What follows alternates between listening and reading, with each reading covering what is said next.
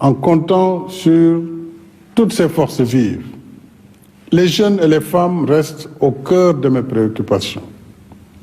Il nous faut davantage d'inclusion sociale par l'éducation, la formation professionnelle et technique, l'emploi et le soutien aux activités génératrices de revenus. À ce titre, nous poursuivons la mise en œuvre du programme d'urgence Xëyu Ndaw ñi, issu du Conseil présidentiel du 22 avril dernier, est doté de 450 milliards sur 3 ans, en soutien à l'emploi et l'insertion socio-économique des jeunes. Dans ce cadre, 5 000 enseignants ont été recrutés à titre exceptionnel, en plus des 3 100 sortants des écoles de formation. En outre, nous avons réceptionné 14 centres de formation de proximité, allant de Tchoubalel à Bounkiling, Médina Gounass et Goudiri. À ce jour, la DER/FJ a directement financé plus de 130 000 bénéficiaires.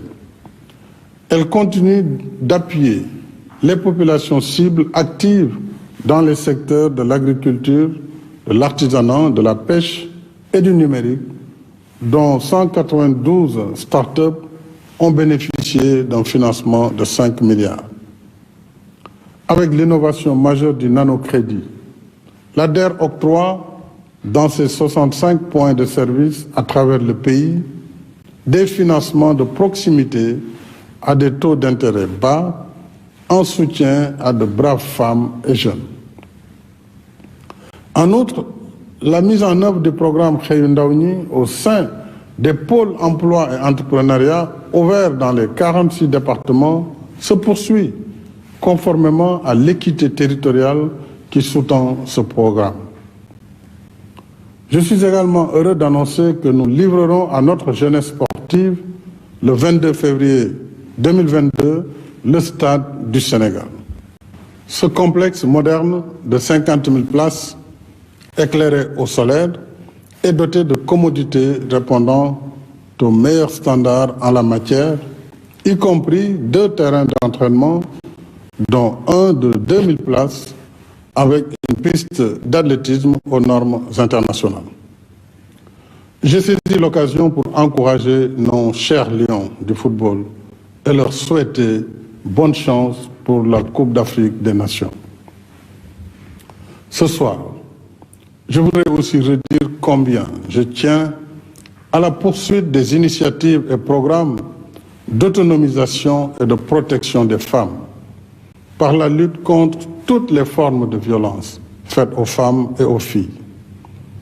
Parce que les femmes sont grand-mères, mères, épouses, sœurs, filles et nièces, toute violence contre une femme est une blessure faite aux valeurs qui soutiennent l'harmonie de la famille et de la communauté.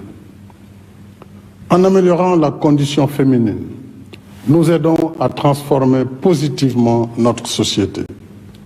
Mes chers compatriotes, l'année qui s'annonce verra notre pays assurer la présidence en exercice de l'Union africaine. C'est un honneur pour le Sénégal, mais surtout une responsabilité que nous assumerons en ayant à cœur la défense des intérêts de notre continent dans l'esprit panafricaniste qui a toujours animé notre diplomatie. 2022, c'est aussi l'année des élections locales en janvier et législatives en juin. En démocratie, une élection ne doit pas être source de violence, mais un éloge à la paix et un hymne à la liberté. Une élection, c'est l'occasion pour les citoyens, seuls dépositaires de la légitimité populaire, de choisir ceux et celles qui assumeront pour un temps la charge des affaires publiques en veillant sur le bien commun. Nos convictions et nos choix peuvent être différents.